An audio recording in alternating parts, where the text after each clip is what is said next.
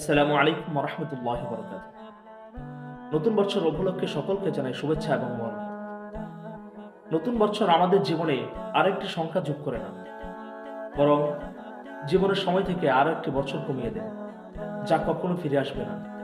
রাসূল আকরাম সাল্লাল্লাহু আলাইহি ওয়াসাল্লামের একটি হাদিস, ক্বালা রাসূলুল্লাহ সাল্লাল্লাহু আলাইহি ওয়াসাল্লাম, আল কাইয়িসু মান দানা নাফসাহু ওয়া আমিলা লিমা বা'দাল মাউতি ওয়াল আজিজু মান আতবা'a নাফসাহু হাওয়াহা ওয়া তামান্না 'আলা আল্লাহ। রাসূলুল্লাহ সাল্লাল্লাহু আলাইহি ওয়াসাল্লাম বলেছেন, বুদ্ধিমান সেই ব্যক্তি যে নিজের নফসের হিসাব নেয় এবং মৃত্যুর পরের জীবনের জন্য আমল করে। আর দুর্বল সেই ব্যক্তি যে নিজের নফসের অনুসরণ করে এবং আল্লাহ তাআলার কাছে মিথ্যা আশা পোষণ করে। আর নতুন বছর আমাদেরকে এই প্রশ্নের সামনে দাঁড় করায়, আমি গত বছর আল্লাহর কতটা নিকটবর্তী হতে পেরেছি, নাকি শুধু দুনিয়ার কাজেই ব্যস্ত ছিলাম।